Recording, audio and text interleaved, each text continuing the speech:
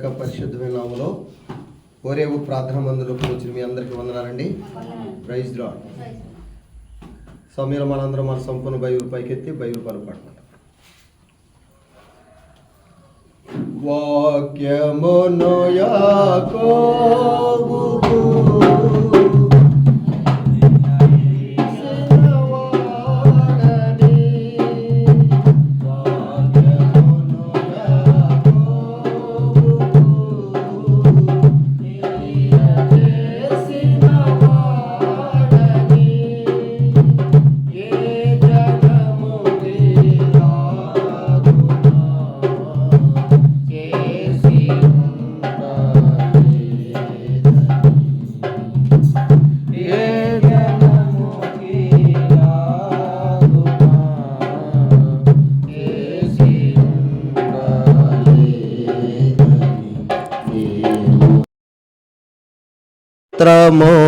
గానము చేయుటయే మంచిది, మనమందరము స్తుతి గానము చేయుటయే మంచిది.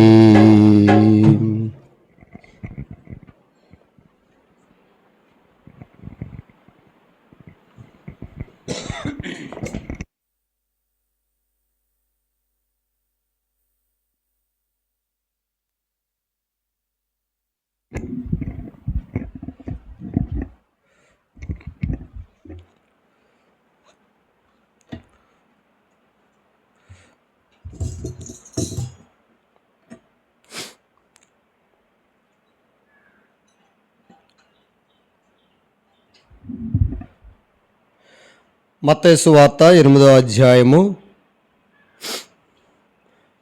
మొదటి 4 వచనాలు మనందరం కూడా కలిసి అవుదాం. మత్తయి సువార్త 8వ అధ్యాయము మొదటి 4 వచనాలు మనందరం కూడా కలిసి అవుదాం. ఆయన కొండ మీద నుండి దిగి వచ్చినప్పుడు బహుజన సమూహములు ఆయనను వెంబడించాను. ఇదిగో కుష్ఠరోగి వచ్చి ఆయనకు మ్రొక్కి, ప్రభువా, నీకిష్టమైతే నన్ను శుద్ధినిగా చేయగలవనెను. అందుకు ఆయన చెయ్యి చాపి వాని ముట్టి, నాకిష్టమే, నీవు శుద్ధుడవు కమ్మని చెప్పగా తత్క్షణమే వాని కుష్ఠరోగము శుద్ధి ఆయను. అప్పుడు యేసు, ఎవరితోనూ ఏమీ చెప్పకు సుమి, కాని నీ వెళ్ళి వారికి సాక్ష్యార్థమై నీ దేహమును యాజకునికి కనబరుచుకొని మోషే నియమించిన కానుక సమర్పించుమని వానితో చెప్పెను. ప్రేంగల ప్రభువా, జీవన తండ్రి, అమూల్యమైన సమయంలో ప్రభువా కూడి వచ్చిన ప్రియ బిడ్డలందరి కొరకే ప్రార్థన చేస్తున్నాం. ఆత్మతోనూ సత్యంతోనూ యథార్థమైన జీవితంతో నిన్ను ఆరాధన సేవించుటకును యోగ్యమైన జీవితంతో నీలో పాల్పొని పొందుటకును నాకును మాకందరికీ నేర్పించి మహిమా ఘనత ప్రభావాలు పొందుకునమని మా ప్రభును ప్రియ రక్షకుడైన యేసుక్రీస్తు ప్రభు యొక్క పరిశుద్ధమైన నామములో ప్రార్థించి స్తుతించి వేడుకొనుచున్నాము తండ్రి, ఆమేన్. ప్రభునందు ప్రియమైనటువంటి వారలారా, సమయంలో వాక్యాన్ని మనం గమనించినట్లయితే ఆయన కొండ మీద ఉన్నాడా, కొండ దిగి వచ్చాడని రాయబడింది? చెప్పండి, చెప్పాలి అందరూ కూడా. వాక్యంలో ఆయన కొండ దిగి వచ్చి, ఎందుకంటే ప్రభునందు ప్రియమైన వారలారా, దేవుడు మనకు అందనంత దూరంలో ఉన్నాడు. ఎక్కడున్నాడు చెప్పండి? తిమోతికి రాసినటువంటి పత్రికలో గనక మనం గమనించినట్లయితే వాక్యం ఏం చెప్తా ఉంది? తిమోతికి రాసినటువంటి మొదటి పత్రిక 6వ అధ్యాయము 16వ వచనం. తిమోతి రాసిన మొదటి పత్రిక 6:16. సమీపింపరాని తేజస్సులో ఆయన మాత్రమే వసించుచు అమరత్వం గలవాడై ఉన్నాడు. మనుషుల్లో ఎవడునూ ఆయనను చూడలేదు, ఎవడనూ చూడనేరడు. ఆయనకు ఘనతయు శాశ్వతమైన ప్రభావమును కలిగి ఉండునుగాక, ఆమేన్. ప్రియులారా, దేవాతి దేవుడేటడు ప్రభువారు సమీపింపరాని తేజస్సులో ఆయన మాత్రమే వసించుచు అమరత్వం గలవాడై ఉన్నాడు అని వాక్యులు సెలవిస్తుందండి. ఎవరూ కూడా ఆయన్ని సమీపించలేనంత పరిస్థితిలో ఉన్నాము. ఎందుకంటే ఆయన పరిశుద్ధుడు, మనం ఎవరని చెప్పండి? పాపులము. ఆయన నిర్దోషి, మనం ఎవరు చెప్పండి? దోషులము. ఆయన శుద్ధుడు, మనలో అన్నీ కూడా కుష్టుకు అలాంటి మస్టు అపవిత్రతో మనం నిండిపోయి ఉన్నాము. ఆయన వెలుగుమయం అయితే మనము చీకటితో అంధకారంతో నిండి ఉన్నాము. ఎవరూ కూడా ఆయన్ని సమీపించలేనంత హీనమైనటువంటి దారుణమైన స్థితిలో ఉన్నటువంటి మనము ఆయన సమీపించలేనంత పరిస్థితిలో మనం ఉన్నాము. అందుకని ఇక్కడ ఏం రాయబడిందంటే ఆయనే మన యొద్దకు దిగొచ్చాడు లేదా చెప్పండి. యెషయా గ్రంథంలో గనక మనం గమనించినట్లయితే మనం ఆయన దగ్గరికి వెళ్ళలేం కాబట్టి ఆయనే మన దగ్గరకు వచ్చాడు. యెషయా గ్రంథంలో గనక మనం గమనించినట్లయితే ప్రియులార వాక్యం ఏం చెప్తా ఉందో చూడండి ఒకసారి. యెషయా గ్రంథము 57వ అధ్యాయము 15వ వచనం నుండి చదువుదాం. యెషయా గ్రంథము 57:15 నుండి 617వ పేజీ. మహాగణుడును మహోన్నతుడును పరిశుద్ధుడును నిత్య నివాసియునైన వాడు ఎలాగూ సెలవిచ్చున్నాడు, నేను మహోన్నతమైన పరిశుద్ధ స్థలంలో నివసించువాడను అయినను వినయము గలవారి ప్రాణమును ఉజ్జీవింపజేయుటకును నలిగిన వారి ప్రాణమును ఉజ్జీవింపజేయుటకును వినయము గలవారి యొద్దను దేన మనసు గలవారి యొద్దను నివసించుచున్నాను. చాలండి ప్రభునందు ప్రియమైన వాళ్ళారా. అందుకనే దేవాతి దేవుడే మనకు అందుబాటులోకి వచ్చాడు, మనకు సమీపంలోకి వచ్చాడని రాయబడింది. యెషయా గ్రంథము 55వ అధ్యాయం. యెషయా గ్రంథము 55వ అధ్యాయము చూడండి ప్రియులారా. యెషయా గ్రంథము 55వ అధ్యాయము 6వ వచనం కూడా చదువుదాం. యెహోవా మీకు దొరుకు కాలమునందు ఆయనను వెదకుడి, ఆయన సమీపములో ఉండగా ఆయనను వేడుకొనుడి. వాక్యం ఏం చెప్తుందంటే ప్రియులారా, అందనంత దూరములో ఎవరూ సమీపింపలేనటువంటి తేజస్తున్నటువంటి దేవుడు కొండ మీద నుండి కింద దిగి వచ్చినట్లుగా ఆయన మనకి అందుబాటులోకి వచ్చాడు. ఇప్పుడు దేవుడు మనకు దొరుకుతున్నాడా లేదా అమ్మా? అంతేకాకుండా ఆయన మన సమీపంలోకి వచ్చాడు.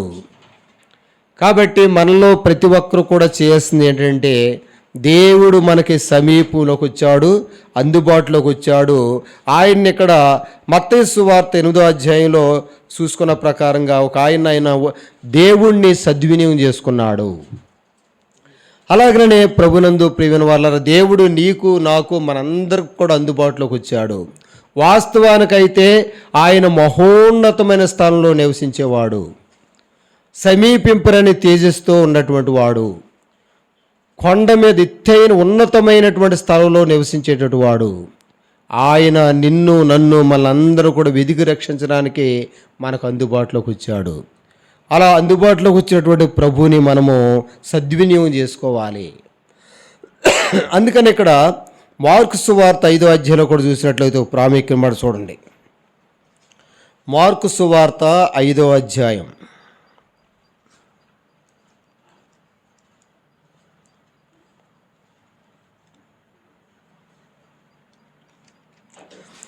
మార్కు సువార్త 5వ అధ్యాయం మొదటి నుండి అండి.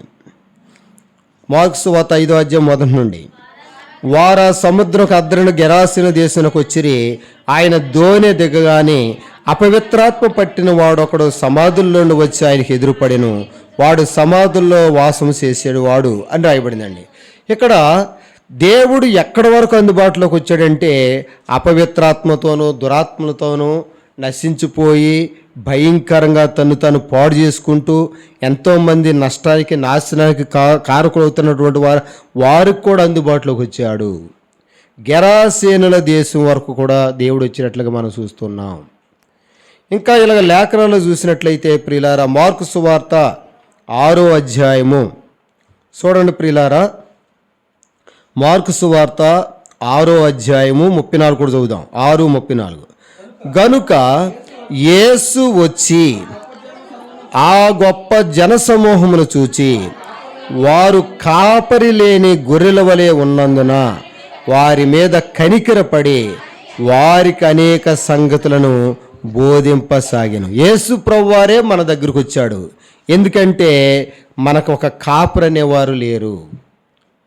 మన మీద ఆయన కనికరపడ్డాడు, జాలి పడ్డాడు, మనకి బోధించడానికి ఆయన అందుబాటులోకి వచ్చాడు.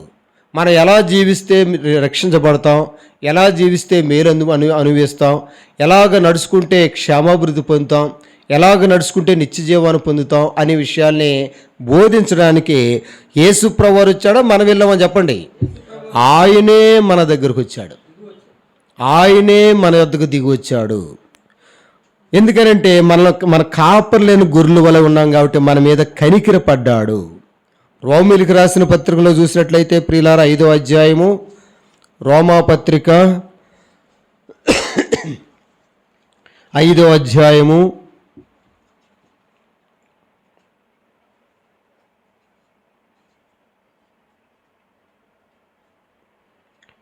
పేజీ నెంబరు 136, రోమా పత్రిక 5వ అధ్యాయంలో ఇక్కడ ప్రాముఖ్యం మాట రాయబడ్డదండి. 8 నుండి చదువుదాం. అయితే దేవుడు మన ఎడల తన ప్రేమను వెల్లడిపరుచున్నాడు. ఎట్లనగా మనమింకను పాపులమై ఉండగానే క్రీస్తు మన కొరకు చనిపోయెను. కాబట్టి ఆయన రక్తం వలన ఇప్పుడు నీతిమంతులుగా తీర్చబడి మరింత నిశ్చయముగా ఆయన ద్వారా ఉగ్రతను రక్షింపబడదుము.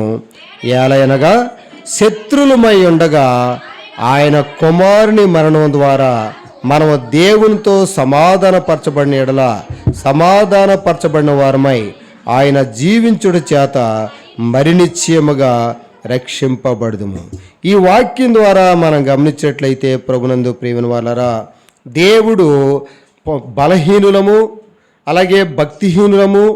చూడండి ఇక్కడ ఏం రాయబడిందండి? 6వ వచనంలో బలహీనులము చెప్పండి, 6వ వచనం ఏమని చెప్పండి.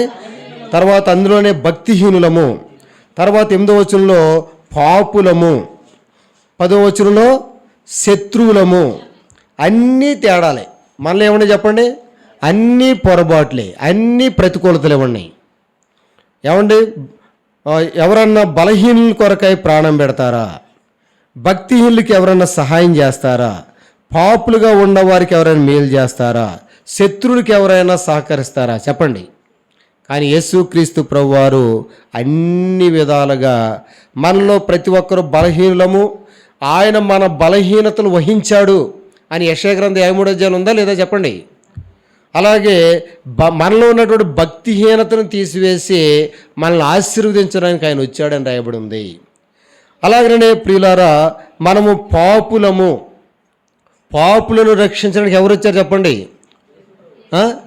పాపులను రక్షించుటకు యేసుక్రీస్తు యేసు లోకమునకు వచ్చాడు అని లేఖన భాగంలో స్పష్టంగా రాయబడింది. తర్వాత లేఖనాల్లో మనం శత్రులము. మన ఎవరు శత్రువులు చెప్పండి? దేవునికి ప్రజలకు కూడా శత్రులమే. అలాంటి దౌర్భాగ్యులమైనటువంటి మనల్ని వెదికి విడిపించి రక్షించడానికి యేసు ప్రభువారు వచ్చాడు. అందుకని ఇక్కడ మత్తయి సువార్త 8వ అధ్యాయం మనం చూసుకున్న ప్రకారంగా ఆయన ఆ కొండ మీద నుండి దిగి వచ్చినప్పుడు అని రాయబడింది. కాబట్టి యేసు ప్రభువారిని కలుసుకోవడానికి మనం ఏదైనా కొండ ఎక్కాలండి, అవసరం లేదా? ఏమో ఆశా గారు అంటున్నారా? యేసు ప్రభువారిని కలుసుకోవడానికి మనం కొండలు ఎక్కాలా? మనవాళ్ళు కొండల మీదకి, పొలాల అడవుల్లోనికి దేవుళ్ళు దేవతలు ఎత్తుక్కోవడానికి వెళ్తున్నారు. కానీ దేవుడే మనకు అందుబాటులోకి వచ్చాడు. మనం ఎక్కడెక్కడో తీర్థయాత్రలకి, ఆ యాత్రలకి, ఆయా ప్రాంతాలకి, పుణ్యక్షేత్రాలకి వెళ్ళాల్సిన అవసరం ఉందా లేదా చెప్పండి? లేదు. ఎందుకంటే ఎవరు దిగి వచ్చారు చెప్పండి? దేవాతి దేవుడే మానవుల్ని వెదికి రక్షించడానికి ఈ లోకానికి అందుబాటులోకి వచ్చాడు. అందుకే మనం ఆయనకు ఎంత కృతజ్ఞతలు చెల్లించినా మనం ఇంకా రుణస్థులమే. ఎంతోమంది గొప్పవారు మహానుభావులు దేవుణ్ణి ఎదుక్కుంటా వెళ్ళారు కానీ కనుక్కోలేకపోయారండి. కొంతమంది హిమాలయ పర్వతాల్లో కూడా వెళ్ళారు. ప్రపంచ నలుదిక్కులా వెతుకుతున్నారు. సృష్టిలో ఎన్నెన్నో స్థలాల్లో వెతుకుతూ ఉన్నారు కానీ ఏమాత్రం కూడా ఉపయోగం లేకుండా పోతుంది. ఎన్నెన్నో పుణ్యస్నానాలు, తీర్థయాత్రలు, ఎన్నెన్నో ఉన్నతమైన కార్యాలు, భోజన దానాలు, దాన ధర్మాలు, కర్మకాండలు ఎన్నో చేస్తున్నారు. కానీ ఏమాత్రం కూడాను దేవుని సృష్టికర్తను తెలుసుకోలేకపోతున్నారు. అందుకని దేవాతి దేవుడు తానే దేవుడు లోకమును, మాట చెప్పండి అందరూ కూడాను, ఈ వచనం మాత్రం ఈ బైబిల్లో ఏ వచ్చినా రాపోయిన వచ్చిన మట్టుకు అందరికి వచ్చి ఉండాలి వద్దా? అమ్మ సండే స్కూల్ టీచర్ గారు అందరికి వచ్చిందా? పిల్లలందరికీ ఆ మాట మట్టుకు అందరికి వచ్చి ఉండాలి. బైబిల్ అంతా అందులోనే ఉంటుంది. ఇందులో అండి యోహాను సువార్త 3:16 చదవండి. ఆ మాట తీసి చదవండి. యోహాను సువార్త 3:16 బైబిల్ అంతా అందులో ఉంటుంది. అందులో సారాంశం ఉంటుందండి. అందరు తీయండి, తీసి చదవండి. యోహాను సువార్త 3:16 అందరు చదవండి.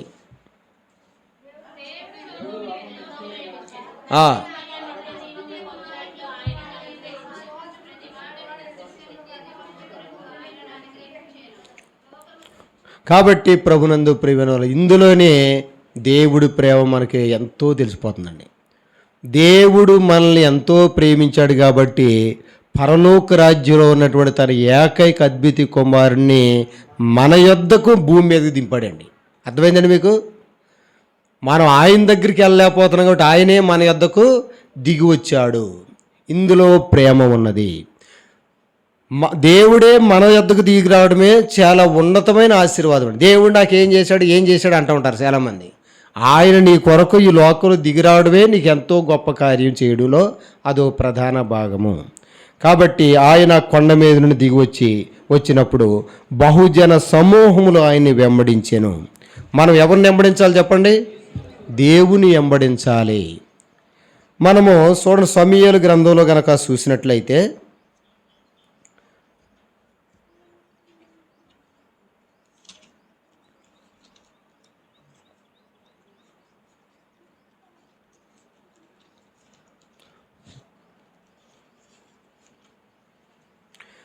సమూయేలు 2వ గ్రంథము 20వ అధ్యాయము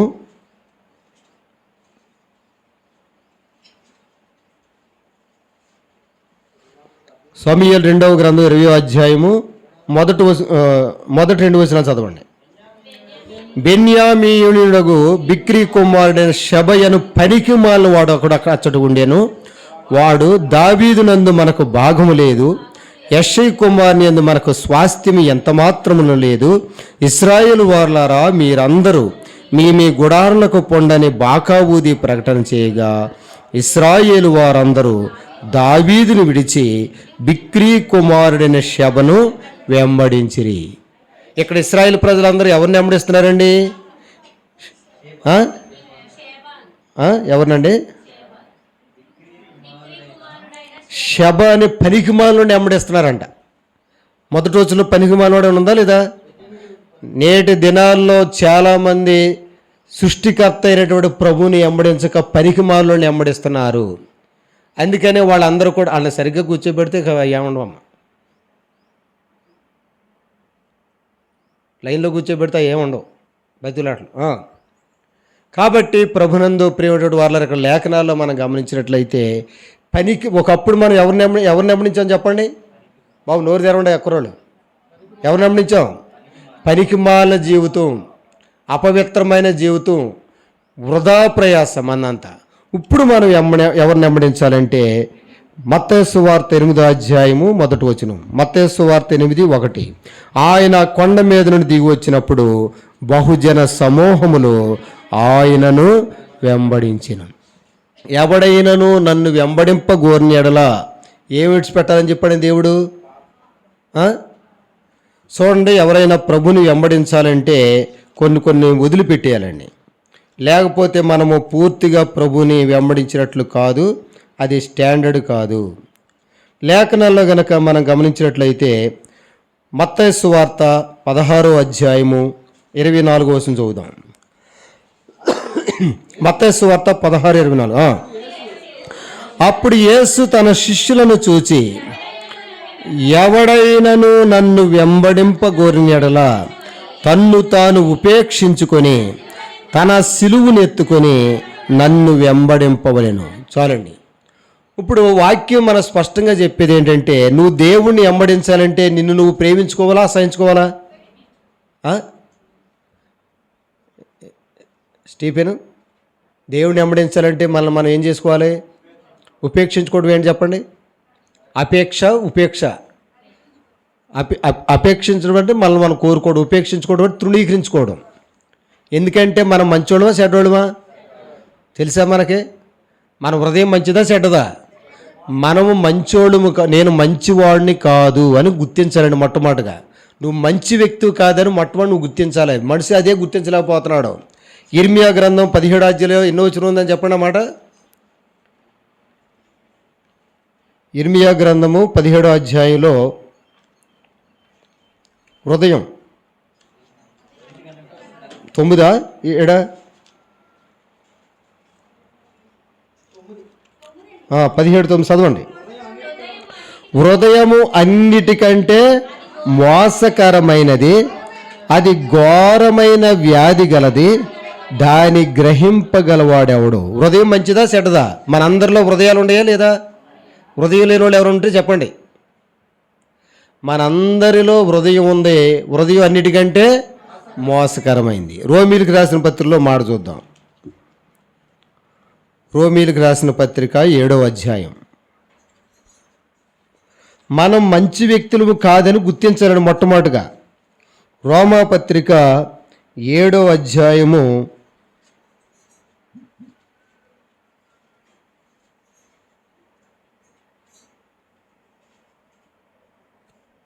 18వ వచనం. రోమా 7:18. నా యందు అంటే ఎవరి యందండి? ఎవరి యందైనా నా యందంటే ఎవరి కాళ్ళు అనుకోవాలి. నా యందు అనగా నా శరీరమందు మంచిది ఏదియు నివసింపదని నేను ఎరుగుదును, మేలైనది చేయవలనని కోరిక నాకు కలుగుతున్నది కానీ దాన్ని చేయుట నాకు కలుగుట లేదు. చూడండి, ఎవరు చెప్తున్నారండి మాట? పౌలు గారు. ఎవరు చెప్తున్నారు చెప్పండి? మనలో మన హృదయం మంచిది కాదు, మనలో ఏది మంచిది లేదు. ఒప్పుకుంటారా ఒప్పుకోరా? ఇంకా ఒక్క మాటలో చెప్పాలంటే యోహాను గారు రాసిన మోడ పత్రికలో నా అంత కరెక్ట్ అయిన వ్యక్తి ఎవరు లేరు అనుకుంటారు మనం. యోహాను గారు రాసిన మోడ పత్రిక 1వ అధ్యాయంలో కనుక మనం గమనించినట్లయితే 8వ వచనం అండి. యోహాను గారు రాసిన మోడ పత్రిక 1వ అధ్యాయం 8వ వచనం. మనము పాపము లేని వారమని చెప్పుకొని ఎడల మనలను మనమే మోసపుచ్చుకుందము, మరియు మనలో సత్యం ఉండదు. మనము పాపులు అని గుర్తించాలి. ఎవరైనా గుర్తించాలి చెప్పండి. ఇప్పుడు 3 మాటలు చెప్పుకున్నాం. ఇందిరా చెప్పా 3 మాటలు.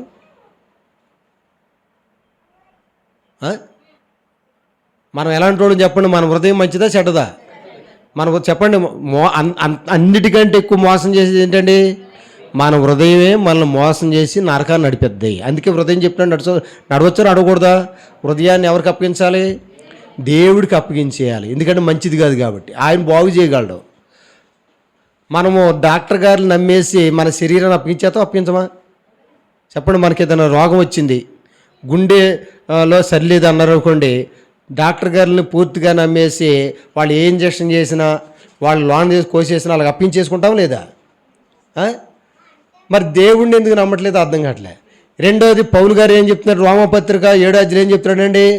నా యందు ఏమాట చెప్పండి అక్కడ. ఇప్పుడే కదండి చదివాం, చెప్పరా మాట? నా యందు అనగా నా శరీరమందు. నీ శరీరం, నీ కళ్ళు కానీ, నీ ముక్కు కానీ, నీ నోరు కానీ, నీ కాళ్ళు కానీ, నీ సంబంధించి ఏది మంచిది లేదు. ఈ విషయాన్ని ఖచ్చితంగా మనం అందరం కూడా గుర్తించాలి. లేకపోతే మనం మోసం చేసుకున్నట్లే. యోహాను గారు ఏం చెప్తాడండి? యోహాను గారు రాసిన మోడ పత్రిక 1వ అధ్యాయం 8వ వచనం ఏం చెప్తాడండి? నేను పాపిని కాదు అని నువ్వు అనుకుంటే నిన్ను ఏం చేసుకున్నాడు చెప్పండి? నిన్ను నువ్వే మోసం చేసుకున్నట్లు. యెషయా గారు 1వ అధ్యాయంలో ఏం చెప్తున్నాడు మన గురించి? యెషయా గ్రంథకర్త ఏం చెప్తున్నాడు? మొట్టమొదటి అధ్యాయము, యెషయా గ్రంథము 1వ అధ్యాయము 6వ వచనం. యెషయా గ్రంథం 1వ అధ్యాయం 6వ వచనం. అరకాలు మొదలుకొని తల వరకు స్వస్థత కొంచెమైనా లేదు, ఎక్కడ చూసినా గాయాలు, దెబ్బలు, పచ్చి పుండ్లు, అవి పిండబడలేదు, కట్టబడలేదు, తైలంతో మెత్తనం చేయబడలేదు. ఇలాంటి పరిస్థితి మంది. అందుకనే మనల్ని వెతికి రక్షించడానికి ఎవరు వచ్చారంటే దేవాతి దేవుడైనటువంటి ప్రభువారు వచ్చారు. అందుకనే ప్రియులారా, మత్తయి సువార్త 8వ అధ్యాయంలో రాయబడిన ప్రకారంగా దేవుడే మనకు అందుబాటులోకి వచ్చినప్పుడు మనం ఆయన్ని సద్వినియోగం చేసుకోవాలి. ఆయన సమీపంలో ఉండగానే, ఆయన మనకు అందుబాటులో ఉండగానే, ఆయన మనకు ఇప్పుడు దొరుకుతున్నాడా లేదా? యేసు రక్తం మనకు ఇప్పుడు అందుబాటులో ఉందా లేదండి?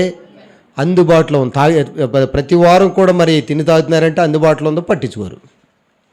మీరే తిని తాగలు మీ పిల్లలు ఇంకెప్పుడు దక్కిద్దండి? నీకు బాప్తీసం ఈ రోజుకి లేదు, ఎప్పుడు చేస్తామో తెలీదు. నిన్న మొన్న యమానం ఏమైపోయిందండి? ఎక్కడ?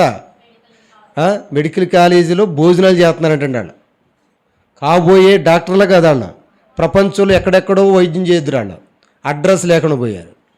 విచిత్రం ఏంటంటే విమానంలో ప్రయాణించే ఒకే ఒక వ్యక్తి బతికాడు. అవునా కాదా? ఎలా? ఆ కుర్చీ ఊడిపోయిందంటండి. కుర్చీ ఊడిపోయిందంట, డోర్ ఊడిపోయిందంట. వెళ్ళి మొదట అంతస్తు మీద అలా కూర్చోబడ్డాడంటండి. సీట్ బెల్ట్ ఉందండి. మనవాళ్ళు హెల్మెట్ పెట్టుకోరు, సీట్ బెల్ట్ పెట్టుకోరు. ఎక్కడ కూర్చుని సీట్ బెల్ట్ పెట్టుకున్నాడు చెప్పండి? ఆయన విమానంలో కూర్చుని మనవాళ్ళు మోటార్ సైకిల్ మీద వెళ్ళేటప్పుడు హెల్మెట్ పెట్టుకుని హెక్కర్లే వద్దు వద్దు అంటుంట. కార్లు వెళ్ళి ఏం పెట్టుకోరండి? సీట్ బెల్ట్ పెట్టుకోరు. ఆయన దేవుడి కృప వల్ల ఆ విమానంలో ఉన్నవాళ్ళు, ఆ హాస్టల్లో ఉన్నవాళ్ళు వాళ్ళందరూ పోతే విమానంలో ఉన్న కాలిపోయినా కానీ భయంకరం అందరూ చనిపోయినా కానీ ఈయన మట్టికి అదే సీటు ఊడిపోయింది. అదే సీటు వెళ్ళి మొదటి అంతస్తులో పడింది అంటండి హాస్టల్లో. సీట్ బెల్ట్ అలా తీసుకుని చక్కగా బయటకు వచ్చాడండి అతను. చూడండి, అందుకనే ప్రతి విషయంలో అశ్రద్ధ ఉండకూడదు. ప్రత్యేకమైన శ్రద్ధ తీసుకుంటే అది ఎప్పటికైనా ఉపయోగపడుద్ది అనమాట. అతని జీవితంలో రుజువైందా లేదా? ఈరోజు మళ్ళీ హెలికాప్టర్ రోడ్డు కూలిపోయిందంటండి. ఏం కూలిపోయింది చెప్పండి? అంటే ఎప్పుడు ఏ విధంగా ప్రమాదాలు జరుగుతాయి అనేది మనకు తెలియదు. కాబట్టి అనుక్షణము అన్నిటికంటే పెద్ద మోసం ఏంటంటే మనం ఏమనుకుంటాం, అసలు మనకి టైం గురించి తెలియట్లేదండి. మనకేం తెలియట్లేదు చెప్పండి? టైం గురించి తెలియట్లేదంటే మోషే గ్రంథకర్త ఏం చెప్పాడు? ఏమని అడిగాడు దేవుణ్ణి? మరి మోషే గారు అనుకుంటున్నానండి 90వ కీర్తన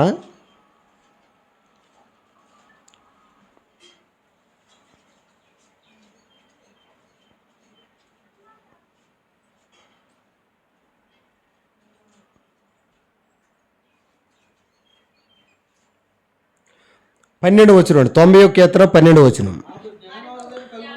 మాకు జ్ఞాన హృదయం కలిగినట్లు చేయము, మా దినమును లెక్కించుటకు. మాకు డబ్బులు లెక్కడతాం అందరికి వచ్చు. ఏ లెక్కడతాం అందరికి వచ్చాము? సునీత వచ్చా? మీ ఇద్దరు పిల్లలు డబ్బులు లెక్కడతాం వచ్చా? కానీ మనందరం నేర్చుకోవాల్సిన లెక్క ఏమన్నా తెలుసండి? ఏ లెక్క తెలియాలి మనకి? అమ్మా చెప్పండి, నోరు తెరవండి. ఇదేదో ఆడుకునే మాటలు కాదు. మన రోజులు లెక్క పెడుతూ నేర్చుకోవాలి మనం. ఇది మట్టికి అసలు అక్కడ పట్టించుకుంటారా? అసలు లెక్కపత్రం లేదండి. నీకు నిజమైన నువ్వు జ్ఞానివి. మరి షిమ్యోన్ గారి యొక్క ఇంటికాడ జ్ఞానం గురించి కూడా చెప్పారు లేదా? రాజక్రిస్టియన్ గారు దేని గురించి చెప్పారండి? 3 మాటలు చెప్పారు. ఏమేంటి చెప్పండి? ఆశ్చర్యకారులే. ఆ ఆశ్చర్యకారులు ఏమేంటి? ప్రేమ, కృప, ఆఖరిది ఏం చెప్పారండి? జ్ఞానం. నువ్వు నిజంగా జ్ఞానమో అజ్ఞానమో నీకు దీని దగ్గర తెలిసిపోద్ది. నువ్వు జ్ఞానం అయితే ఏం లెక్క పెట్టాలి? నువ్వు డబ్బులా, ఆస్తులా, పిల్లల్లా, మేము ఎంతమంది వచ్చారో ఈ లెక్కలు ఇవి కాదండి. మనం లెక్క పెట్టుకోవాల్సింది ఏంటంటే, నిజమైన జ్ఞానులు ఏమి లెక్క పెడతారంటే, నాకు ఇంకా కొద్ది సమయమే ఉంది, నాకు దేవుడు ఇంకెంత సమయం ఇచ్చాడోలే తెలియదు, ఈ మిగిలిన సమయాన్ని నేను చేసుకోవాలి. చెప్పండి అమ్మా. సద్వినియోగం చేసుకోవడం అంటే ఏం చేయాలి? మీ పిల్లలు బాగా సంపాదించి పెట్టాలా? మన వాళ్ళందరూ కూడా లోకస్తులాగా ఉండని రోజులు కూడా ఇంకేం సంపాదిద్దాం, ఎలా బాగుపడు. ప్రతి వాళ్ళు ఇదే చదువుకునేది కూడా దానికేసుకోవచ్చు కదా అమ్మా. చదువుకునేది దేని చెప్పండి? ఏ పని చేసిన ఏ మనిషిని అడిగినా కానీ ఎలా గొప్పడు అయిపోవాలి, ఎలా ప్రయోజకులు అవ్వాలి, ఎలా ఉన్నతం అయిపోవాలి, ఎలాగ సుఖంగా ఉండాలి, ఎలా క్షేమం ఉండాలి, తప్పేమంటలే వాక్యం. కానీ వీటన్నిటికంటే అత్యంత ప్రాధాన్యమైంది ఏంటంటే, నీకు ఎంత టైం ఉందో నువ్వు గుర్తించాలి. ప్రతి ఒక్కరికి ఇజ్కే గారితో చెప్పాడండి, నీ టైం అయిపోయింది కాబట్టి నువ్వు చేయాల్సిన నీ ఇల్లు చక్కబెట్టుకో అన్నాడు. ఏమన్నాడు చెప్పండి? అప్పుడు వెంటనే ప్రార్థన చేసుకుని ఇంకో 15 సంవత్సరాలు ఆయుష్ పొందుకోగలిగాడు దేవుడి దగ్గర. కాబట్టి అన్నిటికంటే అత్యంత విలువైంది ఏంటంటే నీ ప్రాణమా కాదా? ప్రాణాన్ని పక్కన పడేసి ఏదేదో తాపత్రయపడతా ఉంటారు. వాళ్ళు ఆ ప్రార్థన రానుడికే తెలియదు. నీకు తెలుసుగా, ప్రార్థనకి టైం ఉండదు. ఎంతమంది ప్రార్థన చేసుకున్నారంటే ఏదో ఆ ప్రార్థన కూడా ఏం చేస్తారో, నన్ను కాపాడు, నా కుటుంబం కాపాడు, దీవించి, ఇదే ప్రార్థన. దానివల్ల ఏమవుతుందంటే నువ్వు అజ్ఞానం అయిపోతున్నావు. ఎఫెసీ పత్రికలో వాక్యం ఏం చెప్తా ఉంది? తీయండి వాక్యం, అందరూ కూడా తీయండి. ఎఫెసీ పత్రికలో ఒక ప్రాముఖ్యమైన మాట రాయబడింది. 176వ పేజీ, పేజీ నెంబర్ 176, ఎఫెసీలకు రాసిన పత్రిక 5:15. 5:15-16 కలిసి ఉండే. దినములు ఏమంటే దినాలు మంచిగా చెడ్డవా? ఈ రోజులన్నీ చెడ్డగానే నడుస్తున్నాయి. దినములు చెడ్డవి గనుక మీరు సమయమును పోనీయక సద్వినియోగము చేసుకొను. యేసుక్రీస్తు ప్రభువారు మనకు ఇప్పుడు సమీపంగా ఉన్నాడు, అందుబాటులో ఉన్నారు. ఆయన్ని ఎవరైతే సద్వినియోగం చేసుకుంటారో, ఉపయోగించుకుంటారో వారే జ్ఞానులు. తూర్పు దేశపు ఎవరు చెప్పండి, వాళ్ళు ఎందుకు జ్ఞానులు అయ్యారు? వాళ్ళు ఎవరు పట్టుకున్నారు, ఎవరు కనుగొన్నారు? అప్పుడు కూడా బోడంతమంది ప్రజలు ఉన్నారు. ఆ కొంతమంది మట్టికే ఆ యేసు ప్రభువారిని కనుగొని ఆయన పూజించి వచ్చారు. అందుకని ప్రపంచంలోనే వాళ్ళు గొప్పవాళ్ళు అయ్యారు, జ్ఞానులు అయ్యారండి. మనం ఇప్పటికి కూడాను అసతోమ చెప్పండి, సద్గమయ, తమసోమ, జ్యోతిర్మయం అంటే మేము అజ్ఞానంలో ఉన్నాము, జ్ఞానంలోకి నడిపించమని ఆ పద్యం యొక్క ఉద్దేశం అండి. ఇప్పుడు నువ్వు జ్ఞానువా అజ్ఞానువా అంటే దాన్ని బట్టి మనం తెలుసుకోవాల్సింది ఏంటంటే, దినాలు చెడ్డమని గుర్తించి సమయాన్ని మనం ఏం చేయకూడదు చెప్పండి, సమయాన్ని ఆపుతామండి. మనలో ఎవరు సమయాన్ని ఏం చేయొద్దు అన్నాడు ఇక్కడ చెప్పండి. ఈ నాగరాజు మాటే వస్తలేదు ఈ నోట్లో, మనసు ఎక్కడ పెట్టుకోకు. సమయాన్ని ఏం చేయాలి చెప్పండి, మనం వెళ్ళిపోకుండా ఎక్కడ ఆపుతావు? సమయాన్ని పోనీయకుండా ఉండేవాళ్ళే జ్ఞానులండి. యేసుక్రీస్తు ప్రభువారు 33.5 సంవత్సరాలు ఈ భూమి మీద శరీరధారిగా జీవించి ఆయన ఒక్క క్షణం కూడా పోనీయలేదు, ఒక్క క్షణం కూడా దుర్వినియోగం చేసుకోలేదు. మనకు కూడా అదే మాట చెప్తా ఉన్నాడండి. మరి సమయాన్ని పోనీకి ఏం చేయాలంటండి? వినియోగించుకోవాలి, ఉపయోగించుకోవాలి. మనం మంచినీళ్ళు ఎలా వాడేస్తాం చెప్పండి, విడిగా చెప్పండి, ఎలా వాడేస్తాం చెప్పండి. పంపులాలకు వెళ్ళిపోతూ ఉంటే అన్నీ నిండిపోయిన తర్వాత ఇక ఎవరు పట్టించుకోరు. నింపుకోనప్పుడైతే భయపడి పట్టుకుంటారు, కానీ మనం ఫుల్గా పట్టుకున్న తర్వాత ఇంక వస్తాను నేను కూడా ఏం చేస్తారు, మన వాళ్ళు కట్టేస్తారా అలాగే వదిలేస్తారు. యథార్థం చెప్పండి. ఇక మనం పట్టించుకోవడం లేదు. అలా మనం ఏం చేస్తామంటే అలాగా వృధా చేసేస్తున్నాడు ప్రతిదీ. వాక్యం ఏం చెప్తుందంటే దేవుడు మనకిచ్చిన ప్రతి అవకాశాన్ని సద్వినియోగం చేసుకోవాలి. తర్వాత రాయబడింది ఏంటి చెప్పండి, అజ్ఞానుల వలె. మరి అజ్ఞానులు అంటే ఎవరు, జ్ఞానులు అంటే ఎవరండి? అజ్ఞానులు అంటే ఎవరు, జ్ఞానులు అంటే ఎవరు? మనకు బుద్ధి కలిగిన కన్యకులు చెప్పండి, బుద్ధి లేని కన్యకులు ఉపమానంలో తెలిసిపోద్ది. బుద్ధి కలిగిన కన్యకులు, బుద్ధి లేని కన్యకులు అందరూ ఒక యేసు ప్రభువు రాకడ కొరకు ఎదురు చూశారు లేదా? పెండ్లి కుమారుడు కొరకు ఎదురు చూశారు. కన్యకులే వాళ్ళు ఎవరు చెప్పండి, ఎలాంటి దోషము వారిలో లేదు. అందరూ నిద్రపోతున్నారు. ఎందుకంటే మనుషులుగా మనకు నిద్ర వద్దా రాదా?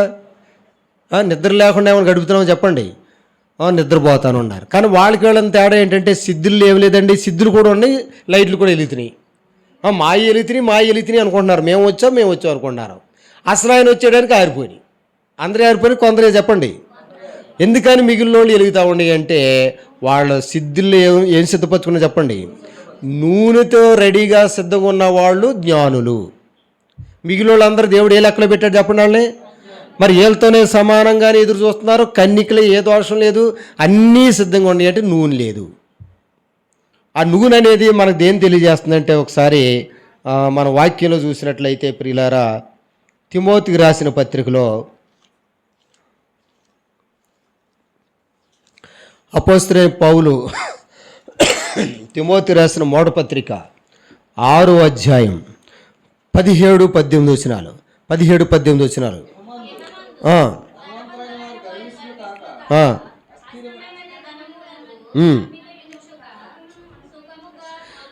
సుఖముగా అనుభవించుటకు సమస్తమును మనకు ధారాళముగా దయచేయు దేవుని యందే నమ్మికించిన ఆజ్ఞాపించుము. 18 చదవండి. వారు వాస్తవమైన జీవమును సంపాదించుకుని నిమిత్తము రాబోవు కాలమునకు మంచి పునాది తమ కొరకు వేసుకొనుచు మేలు చేయువారును సత్క్రియలను ధనం గలవారును ఔదార్యం గలవారును తమ ధనములు ఇతరులకు పాలిచ్చువారినై ఉండవలనని వారికి ఆజ్ఞాపించుము. ప్రియులారా, ఇక్కడ అప్పుడు మన జ్ఞానులము. పిల్లలు అజయ్ విజయ్ అర్థమవుతుంది మీకు? మనం ఇప్పుడు దేని గురించి చర్చించుకుంటున్నాం? ఆ పిల్లడు బాబు మనం దేని గురించి చెప్పుకుంటున్నాం ఇప్పుడు? అజ్ఞానుల గురించి కదా.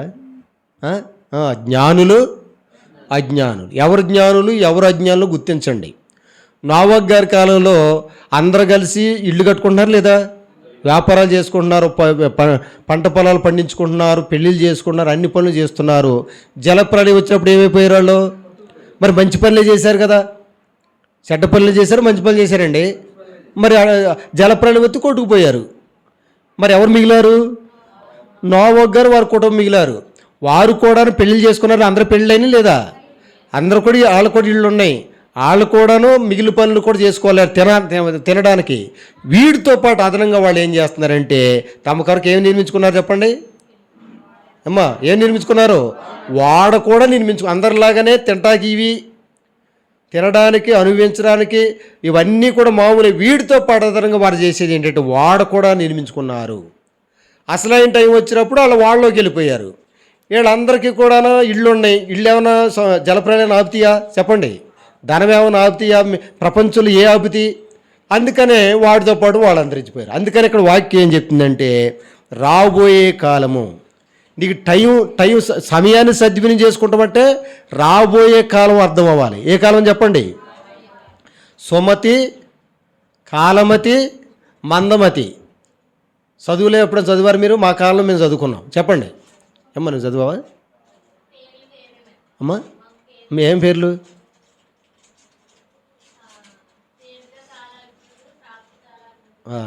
ఇది ఇంకా ఈ మాటలు ఇప్పుడు కావాలి. అంటే సమయోచితమే జ్ఞానం. ఏ జ్ఞానం చెప్పండి? ఇప్పుడు 3 చేపలు ఉండేయండి. ఏం చేపలు చెప్పండి బాబు? తలకైతే అన్న నాయకం చూడండి. ఎన్ని చేపలు ఉండే చెప్పండి? ఒక చిన్న కొలను అంటే చిన్న గుంట. చిన్న చిన్న చెరువులన్నీ కూడాను ఎండిపోయిన తర్వాత ఆఖరికి బాగా లోతుకుండా కొద్ది నీళ్ళు ఉంటే చూడండి, కుంటలు అంటారండి. రాళ్ల కుంట చూసారు ఎప్పుడైనా? విన్నారా? ఇక్కడ అది ఆ కుంటలు లేవండి. ఆ కొలనులో 3 చేపలు ఉన్నాయి. 3 చేపల్లో కూడాను వచ్చేది యాసవకాలం. యాసవకాలంలో వానొత్తాయి అని ఎవరైనా నమ్ముతారా? ఇప్పుడు గుర్తులేండి. ఇప్పుడు రివర్స్లో ఉంది. చేపలు ఇక 3 మిగిలినాయి. అందులో ఆ 3 చర్చించుకోండి, మాట్లాడుకుంటున్నాయి. ఇప్పుడు చిన్న ఆ నీటి ప్రవాహం లైట్గా వస్తుందంటే ఆఖరికి ఇక పైనలో అది కూడా వచ్చి అయిపోయిన తర్వాత ఎండిపోయి చచ్చిపోతాయి. ఆ 3 మాట్లాడుకుని సుమతి, ఆ 3 పేర్లు చెప్పండి ఒకసారి. సుమతి, కాలమతి, మందమతి. సుమతి, కాలమతి, మందమతి. సుమతి ఏమంటుందంటే చిన్న జలధార వస్తుంది కదా, మనము అర్జెంటుగా ఆ ప్రవాహం ఎదిరిపోయి మనకు ఉన్నటువంటి ఆ కొద్ది, ఎందుకంటే నీళ్ళు లేకుండా బతకలేవు కదండి అవి. చెప్పండి, ఆ చిన్న నీటి దారి వస్తుంది కాబట్టి ఇప్పుడే మనం ఏం చేయాలంటే ఎక్కడ నుండి త్వరగా ఆ ఎదిరిపోయి ఆ నీళ్లు ఎక్కడుండో అయితే వస్తున్నాయి అక్కడ వెళ్ళిపోతే బతుకుతాము. కాబట్టి మనం వెళ్ళిపోదామంటే ఈ 2 అసలు పట్టించుకోవట్లేదంటే. అందులో మందమతి ఏమంటుంది? నేను ఎక్కడే ఉంటా, నేను రాను, నాకు ఇక్కడే బాగుంది అంటుందండి. అక్కడికి వెళ్తే నీళ్ళు ఉంటాయో తెలియదు. ఇక్కడ కనీసం ఈ నీళ్ళు అని ఉన్నాయి, ఆయన ఎక్కడి నుండి బయటికి రానంటుంది. మొత్తానికి సుమతి చెప్పింది ఇక 2-3 రోజులు పోతే ఆ నీళ్ళు కూడా రావని మొత్తానికి ఏ ధర తెప్పలపడి వెళ్ళిపోయింది. ఇంకెన్ని మిగిలినాయి చెప్పండి? ఏమేమి మిగిలినాయి? కాలమతి, మందమతి. ఈ 2 మిగిలినాయండి. మొత్తానికి సుమతి సుమతి మంచి నిర్ణయం తీసుకుందనమాట అండి, సుగుణవతిలాగా. మొత్తానికి ఏదో ప్రాణం దక్కించుకుంది. రెండోది ఏంటంటే కాలమతి. కాలాన్ని బట్టన్నా కనీసము మంచి నిర్ణయం తీసుకోవాలి. ఈ లోపల చేపలు బట్టి వాళ్ళు వచ్చారండి. ఎవరు వచ్చారు చెప్పండి? చేపలు బట్టి వాళ్ళు వస్తే వాళ్ళు వచ్చి ఈ 2 పట్టేశారు. 2 ఏం చేసి చెప్పండి? పట్టేస్తే ఈ కాలమతికి అప్పుడు బుద్ధి వచ్చింది. బుద్ధి వచ్చేసి సచ్చిందాల్లాగా అలా పడి ఉందంటండి. ఎలా చెప్పండి చెప్పండి. వాళ్ళు రోజు చేపలు తినేవాళ్ళు ఈ సచ్చింది మాకెందుకు, కంపు కొడద్ది, ఈ మిగిలిన మంచి చేపలు కూడా పాడు చేద్దాని ఉద్దేశంతో వాడు ఏం చేశాడంటే దాన్ని తీసుకెళ్ళి ఆ నీళ్ళు పారేసాడండి. ఏం చేశాడు చెప్పండి. ఇప్పటికి ఏది మిగిలిందండి, ఇది ఎగిరి పడుతుంది అండి అక్కడేమండి. అటు ఇటు ఇటు అటు ఇటు గుంజుకుంటే ఇక్కడ కట్టారండి దాన్ని. చెప్పండి, అది మన పరిస్థితి. అది టైం ఉండగానే మనం ఏం చేయాలంటే చెప్పండి మంచి నిర్ణయం తీసుకోవాలి. మీరు ఇది అందరికీ సమానంగా మనకు సమయం ఇస్తున్నాడు, కానీ వాక్యం చదవాల్సిన వాడు చదవట్లేదు. రెండోది ప్రార్థన చేయాల్సిన టైంలో ప్రార్థన చేయట్లేదు. మందిరానికి రావాల్సిన ఎవరి ఇష్టం వాళ్ళది. వచ్చే ఎవరు ఇక్కడ అడిగేవాళ్ళు లేరు. ఎవరు గట్టిగా అడిగారు అనుకోండి మా మీదే తిరుగుబాటు చేసేవాళ్ళు ఎక్కువ ఉన్నారు. మీరు ఎందుకని మందిరానికి రావట్లేదు, సమయాన్ని ఎందుకు రావట్లేదు, పాటలు పాడేటప్పుడు కూడా అసలు ఈ రోజు కూడా ఎంత చెప్పినా మీరు సరైన విశ్వాసులు అయితే ప్రతి ఒక్కరి చేతిలో ఏమేమి ఉండాలి చెప్పండి. దొంగ విశ్వాసులు కాబట్టి ఈ రోజుకి బుద్ధి రాలే. మీకు బుద్ధి వచ్చిన వాళ్ళు డబ్బులు అన్నిటికీ ఖర్చు పెడతారు, వీళ్ళు ఖర్చు పెట్టలేరా? మనిషికో బైబిల్ ఈ రోజుకి లేదు. మన సంఘంలో ఉండదు నలుగురు. పాటల పుస్తకం కూడా కొనుక్కోవాలని చెప్పాం లేదా? నేను కూడా కొని తెచ్చా, లెక్కలేదు చాలామందికి. మళ్ళీ మేము విశ్వాసులు తిట్టాడు అనుకుంటారు. ఎలా మారుతారండి? దేవుడికి ఇక ఇంటికి వెళ్ళిన తర్వాత నమ్మకం ఉండాలంటే మాకు నమ్మకం కలిగిద్దా? యథార్థం చెప్పండి. ఏం బాబు మీరు ఇప్పుడు చదువుతున్నారు కదా, పుస్తకాలు లేకుండా చదువుతూ కుదురుద్దా? యథార్థం చెప్పండి. పుస్తకాలు లేకుండా చదువుతూ కుదురుద్దా? ఎప్పుడు తెలిసిద్ది? పరీక్షలు రాసిన తర్వాత తెలిసిద్ది. అప్పుడు మనకు అసలైన పరీక్ష వచ్చినప్పుడు అయ్యో అంటే అన్నిటికీ ఖర్చు పెట్టి అసలైందని ఖర్చు పెట్టకపోతే నువ్వు ఇక మందమతి కంటే దారుణం మనం. అందుకని ఇప్పటికైనా సరే మనం బాగుపడాలని అందరికీ ఉంది, క్షేమం ఉండాలని అందరికీ ఉంది. మేము చెప్పేది ఏంటంటే నిత్యక్షేమం పొందమని చెప్తున్నాం. మేము నిత్యక్షేమం అంటే శరీరానికి ఇచ్చినంత విలువ ఆత్మకి ఇవ్వట్లేదు. డాక్టర్ గారికి దండలు పెట్టి ఎంత అడిగిన ఇవ్వాలి వద్దా? రాజీ పడతారు వాళ్ళు? చెప్పండి, యథార్థం చెప్పండి. పోలీసు వాళ్ళు కానీ, లాయర్లు కానీ, ఈ డాక్టర్లు కానీ ఇలాంటి వాళ్ళు రాజీ పడతారు చెప్పండి. డబ్బులు పట్టుకుని ఎంత సీరియస్గా ఉంటే అంత ఎక్కువ డబ్బులు, అవునా కదా?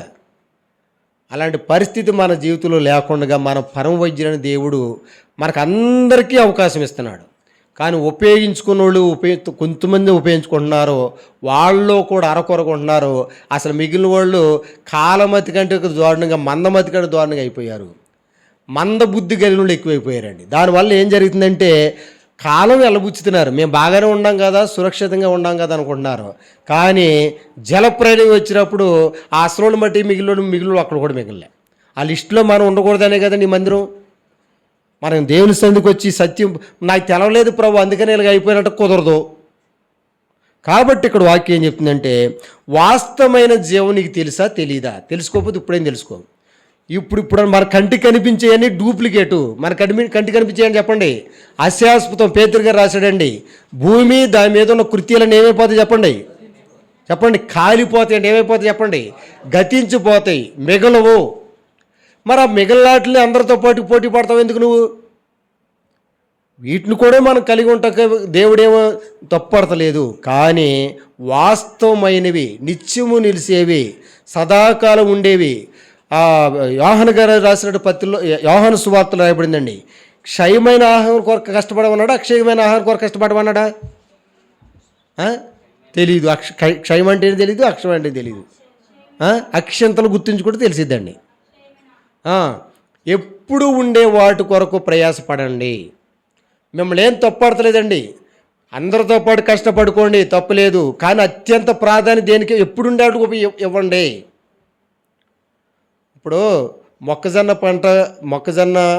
మొక్క ఉందండి, మామిడి మొక్క ఉంది. దేని విషయంలో ఎక్కువ శ్రద్ధ చూపించాలండి చెప్పండి యథార్థమైనదిగా? అమ్మా చెప్పండి. మామిడి మొక్క ఉంది, మొక్కజొన్న మొక్క ఉంది. దేని గురించి ఎక్కువ శ్రద్ధ వహించాలి చెప్పండి మనం? ఎందుకని చెప్పండి? అలాగే చూస్తారండి ఆంటీ గారు. ఎందుకని? ఎక్కువ కాలం ఉపయోగపడే మొక్క ఏం చెప్పండి రెండిట్లో? అలాంటి తర్వాత ఇప్పుడు చెప్పే వాక్యం పామాయిల్ అయితే వెంటనే ఆదాయం వచ్చేద్ది, అందుకనే నేను ప్రయాసపడతానంటే అప్పుడు మట్టుకు ఉపయోగపడదు, తెల్లారిపడి మళ్ళీ ఉండదు. మళ్ళీ మన చేతితో మనమే దాన్ని ఏం చేయాలి చెప్పండి? నరికేయాలి. నువ్వు నరకపోయినా గాలి వచ్చిన దాని టైం అయిపోయి పడిపోద్ది అంతే. అందుకనే ప్రియులారా, హోరేబు ప్రార్థనా మందిరానికి రావడం అంటే మిగిలిన సంఘాల వంటిది కాదు. ఇది ఇక్కడ చెప్పబడేది ప్రతిదీ ఏంటంటే శాశ్వతమైనవి, నిత్యమైనవి, ఎప్పుడు ఉపయోగపడే వాటి మీద ప్రత్యేకమైన శ్రద్ధ నిలపాలి అని ఖరాఖండిగా వాక్యం చెప్తా ఉంది. అందరిలాగా కడుపు నొప్పి వస్తున్నాయి గారు నాకు ప్రార్థన చేయండి అంటే కడుపు నొప్పి అనేది శాశ్వతమైందా తాత్కాలికమైంది చెప్పండి? చెప్పండి అమ్మా. దేవుడి కృప వల్ల ఈరోజు కాదు రేపుగా తగ్గిపోద్ది, అది కాదండి. మీరు ఎప్పుడైనా ప్రార్థన చేయించుకుంటూ వచ్చినప్పుడు మా మా బాబు పూర్తిగా మారినట్లుగా ప్రార్థన చేయండి. ఇవి చేయించుకొని ఎవరిని అడిగినా కానీ అంటే ఎవరు తప్పుపడతలేదండి. ఇప్పుడు ఉద్యోగాల కోసం ఎదురు చూసేవాళ్ళు వాటి గురించి ఏమంటారు? తప్ప రైట్ చెప్పండి, రైటేనా కదా? అది వేరు. మారు మనసు కొరకు, నిత్యత్వ కొరకు, సిద్ధపాటు కొరకు, దేవుడు చెప్పినట్టు చేయడం కొరకు ప్రార్థన చేయించుకోవాలి మీరు. అప్పుడు మిగిలినవన్నీ ఆటోమేటిక్గా అటు అంతగా అయ్యే వచ్చేస్తాయి. డబ్బులుంటే ఇల్లు కట్టుకోవడం కుదరదా చెప్పండి? డబ్బులుంటే ఏదైనా చేసుకుంటా అన్నట్టుగా ఇది డబ్బు వంటిది అనమాట అండి. కాబట్టి ప్రియులారా, ఇక్కడ వాక్యం మనం చెప్పేది ఏంటంటే రాబోయే కాలము మీకు తెలుసా తెలీదా? రాబోయే అసలైన కాలం ఉంటున్నది. ఆ రాబోయే కాలంలో నువ్వేం సిద్ధపరచుకున్నావు అనేది గుర్తించాలి మనం. కాబట్టి అందరిలాగా ఇక్కడ ఈ 4 రోజుల కొరకే తాపత్రయపడి ప్రయాసపడితే వీడన్నీ వదులుకుని వెళ్ళాల్సే పరిస్థితి వస్తుంది. అలా కాకుండా మనతో పాటు కొన్ని రావాల్సినవి ఉన్నవి. అవే మన యోగ్యమైన ప్రవర్తన, సత్క్రియలు, దేవునికి ఇష్టమైన జీవించిన జీవితం ఇవి ఉంటే ఇక్కడ వరకే కాకుండా మనం దైవభక్తి గురించి చాలాసార్లు చెప్పుకున్నామండి. ఆ మాట చదివితే మనకు అర్థమైద్ది. తిమోతికి రాసిన పత్రికలో ఉండదండి ఆ మాట. తిమోతి రాసిన మొదటి పత్రిక 4:8. తిమోతి రాసిన మొదటి పత్రిక 4:8. శరీర సంబంధమైన సదకాలంటే ఏంటంటే కష్టపడుకోవడం, వ్యాపారాలు చేసుకోవడం, ఉద్యోగాలు చేసుకోవడం, వ్యవసాయం చేసుకోవడం, పనులు చేసుకోవడం, ఇవన్నీ శరీర సంబంధమైన ఏం చెప్పండి అవి సాధకములు. అది కొంచెం మట్టికి అది కూడా తప్పు అంటలే దేవుడు. కొంచెం మట్టిగా ఏం కలిగేస్తా చెప్పండి? నీకు ఉపయోగమే. ఎంతకాలం చెప్పండి? ఎంతకాలము? కొంచెం కాలం మట్టుకే మన ప్రయోజనం. అందరూ చేసే పని అయ్యే. కానీ వాక్యం చెప్తుందండి దైవభక్తి. దైవభక్తి ఎప్పటి జీవం విషయంలోనూ రాబోవు జీవం విషయంలోనూ వాగ్దానంతో కూడినదేనందున అది అన్ని విషయములలో అది వాక్యం ఇప్పటి వరకు మేము ఖరాఖండి చెప్పేది ఏంటంటే అన్ని విషయాల్లో నీకేం కలగాలి చెప్పండి? ప్రయోజనము. అన్ని విషయాలు మనకేం కలగాలి చెప్పండి? ప్రయోజకులు. కొన్నిట్లో కాదండి. 10th క్లాసు అందరికంటే ఎక్కువ మార్కులు వచ్చినాయి, ఇంటర్మీడియట్ తప్పావు, ఏమైనా ఉపయోగం ఉండదా చెప్పండి అమ్మా? అలా అవ్వకూడదండి. 10th కంటే ఇంటర్మీడియట్ కంటే డిగ్రీ, వాటికంటే ఇంకా అలా పై ఇంకా అది దేవుడు చెప్పేది. కాబట్టి ప్రభునందు ప్రియమైన వాళ్ళు ఇక్కడ వాక్యం మనం చూసుకునేది ఏంటంటే నిరంతరము ఉపయోగపడే వాటిని కనుక మనం సంపాదించుకుంటే నిరంతరం ఉండేవాడు ప్రభువా కదా చెప్పండి? ఆయన్ని మన హృదయంలో చేర్చుకోవాలి మొట్టమొదటిగా. తర్వాత మనము ఇక్కడేంటి అనేది మానేసి నిత్యత్వంలో నాకేంటి, నువ్వు నిజమైన జ్ఞానం అయితే నీ టైం నువ్వు లెక్కేసుకోవాలి. ఇంకా దేవుడు నాకు ఎంత టైం ఇచ్చాడు, ఇది ఏమైనా పట్టించుకుంటారా చెప్పండి? నాకు ఇంకా దేవుడు ఎంత టైం ఇచ్చాడు అనేది అసలు మన జ్ఞాపకంలోకే రాదు. ఈరోజు నువ్వు ఇంకా బతుకున్నావంటే ఇది ఎవరి కృప చెప్పండి? దేవుని దయ, దేవుని కృప. దేవుడు ఇచ్చాడు, ఆయన కొరకు జీవించడానికి ఇచ్చాడు నీకు. కానీ నువ్వు చేసేదేంటి? అందరితో పాటుగా అందరూ చేసే పనులే చేత నువ్వు అందుకే నువ్వు అజ్ఞానివి. తూర్పు దేశ జ్ఞాని యేసు ప్రభువు పుట్టినప్పుడు ఎంతోమంది ప్రజలు ఉన్నారు, మరి ఈ నలుగురికి ఆ పేరు పెట్టాడు దేవుడు. కాబట్టి మహాజ్ఞాని అయినటువంటి సొలొమోను గారు కూడాను ఇలాగనే రాను తేడాల్లోకి వెళ్ళిపోయి అట్టిగా అయిపోయాడు. వాక్యం తెలియదని తెలుసు, మంచి మందిరం ఇచ్చాడు, అన్ని ఏర్పాట్లు చేశాడు, సరిపోయిన తర్వాత నరకానికి పోయావు, ఏం ప్రయోజనం ఉండదు? అందుకనే ఎలక్ట్ పడాలి, మనం జాగ్రత్త పడాలి. మమ్మల్ని ఎప్పటికప్పుడు కూడాను దేవుడు హెచ్చరించమని చెప్తాడండి. మీరు జాగ్రత్తగా ఉన్నారా లేదా, సరైన మార్గంలో ఉన్నారా లేదా, అందరిలో ఒక వ్యక్తివా, ప్రత్యేకమైన వ్యక్తివా? మనం నాజీరు చేయబడిన వాళ్ళం. మనం ఎవరు చెప్పండి? బాప్తీసం తీసుకున్నామంటే అంటే అర్థం ఏంటి? ప్రత్యేకమైన ప్రజలం, రాజులైన యాజక సమూహం. దేవుడు మళ్ళీ ఏం చేశాడు చెప్పండి? కొనుక్కున్నాడా లేదా? నిన్ను అమ్మేసుకున్నా కానీ దేవుడు ఆయన ప్రాణం పెట్టి నిన్ను కొనుక్కున్నాడు.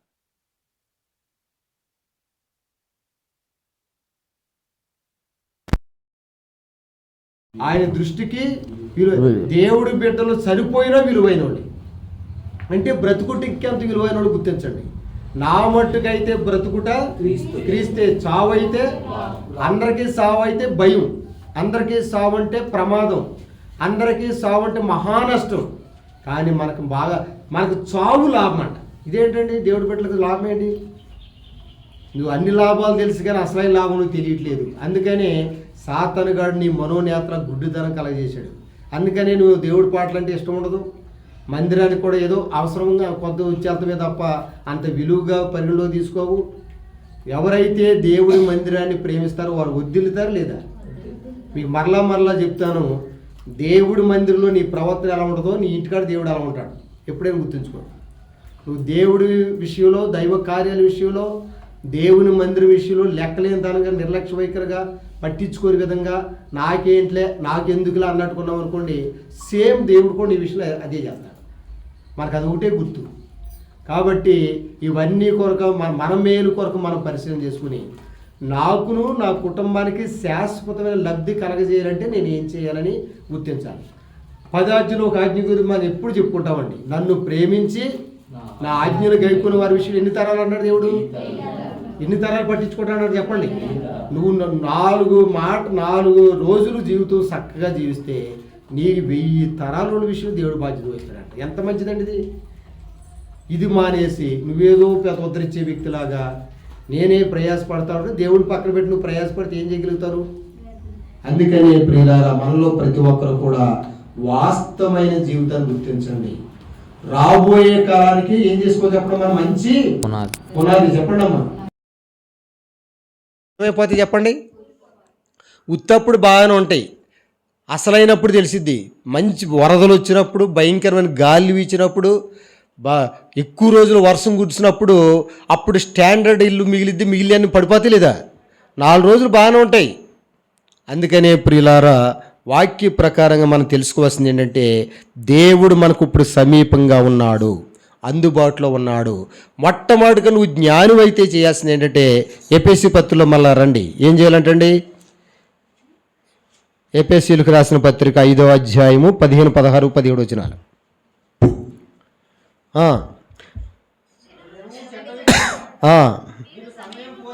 మీరంటే మనమే. ఎవరు చెప్పండి?